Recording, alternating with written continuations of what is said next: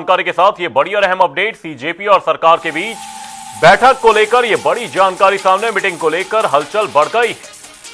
BJP प्रतिनिधिमंडल से मुलाकात होगी। जेपी नड्डा सरकार की ओर से शामिल होंगे। मांगों और मुद्दों पर चर्चा होगी।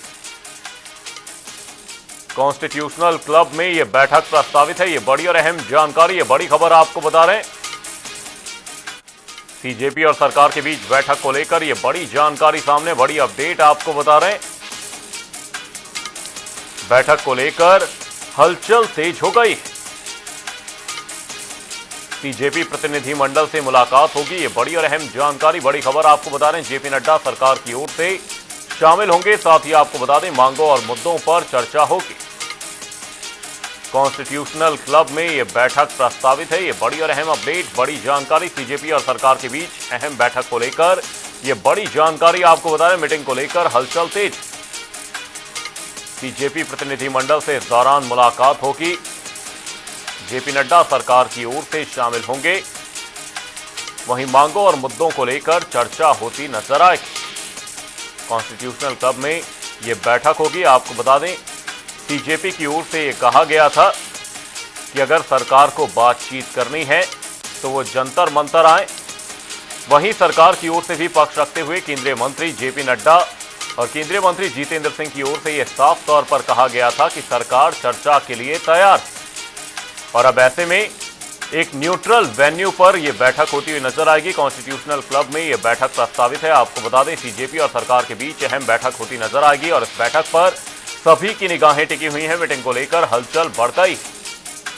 सीजेपी प्रतिनिधिमंडल से मुलाकात होगी। आपको बता दें, जेपी नड्डा सरकार की ओर से शामिल होते हुए नजर आएंगे। मांगों और मुद्दों पर चर्चा होगी।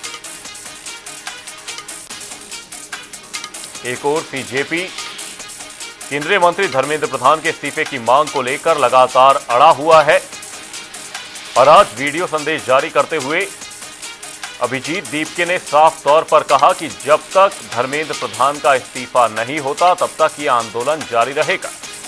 और ऐसे में यह बैठक बहुत अहम रहने वाली है, जहां पर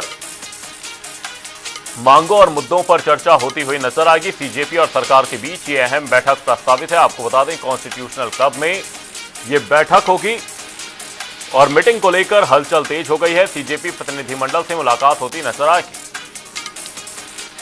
क्या है वो एक तो वही कि एक बार सरकार से कंफर्मेशन आ जाए कि वो सारे केसेस वापस ले रहे जो बच्चों पर लगा रहे।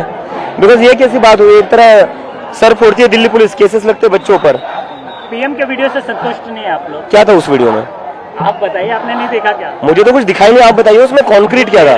कह रहे फास्ट ट्रैक कोर्ट्स और जिस प्रकार से जो लोग आरोपी हैं उन पे कड़ी से। तो इतने दिन सो रहे थे वो? जो वो बिल लेके आने वाले हैं पार्लियामेंट में, कानून बिल आ तो जाए। जब तक मैं बिल पढ़ नहीं पाता हूँ, जब तक मुझे बिल मैं पढ़ूंगा ना, मैं बोलूँ कैसे? मैं मोदी जी जैसे हवा में तो बातें नहीं कर सकता ना। First I need to read the bill. तोड़ क्या लिया?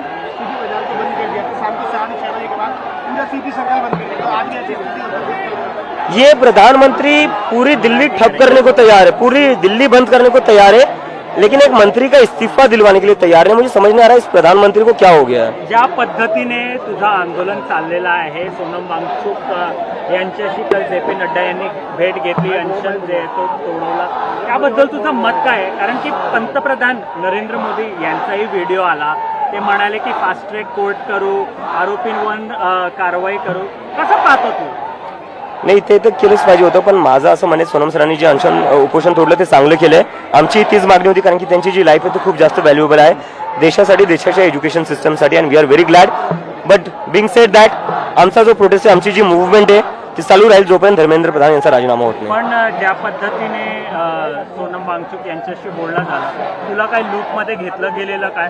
तुला भेटण्याचे हे दिले, म्हणजे अपॉर्च्युनिटी दिलेली का? सरकारने आम्हाला कोणालाच भेटू दिलेलं नाही. आमची टीम पण काल गेली होती, त्यांना भेटू दिलं नाही सरकारने त्यांना एका प्रकारे किडनॅप करून ठेवलं होतं.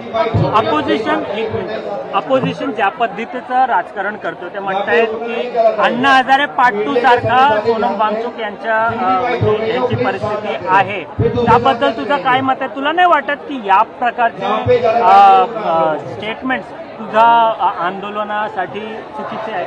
हे आंदोलन देशाच्या युवकांचं झालेलं आहे आता. हे कुठल्या 1-2 लोकांपुरतं मर्यादित नाही राहिले, त्यामुळेच पूर्ण देशभरात प्रदर्शन होत आहे.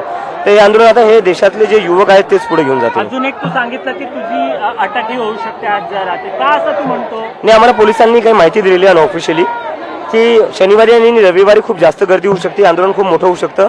त्याच्या आधीच तुम्हाला इथून उठवण्याचा प्रयत्न करण्यात येईल. पण नेक्स्ट मूव कसा असणार आहे? बसून राहिलो आम्ही.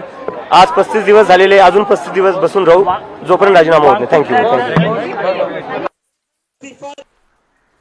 मीटिंग को लेकर हलचल बढ़ गई है। आपको बता दें, सीजेपी और सरकार के बीच बैठक को लेकर हलचल तेज है। सीजेपी प्रतिनिधिमंडल से मुलाकात होती नजर आएगी। जेपी नड्डा सरकार की ओर से शामिल होंगे और एक न्यूट्रल वेन्यू पर यह बैठक होती नजर आएगी। कॉन्स्टिट्यूशनल क्लब में यह बैठक प्रस्तावित है, जिस पर सभी की निगाहें टिकी हुई हैं।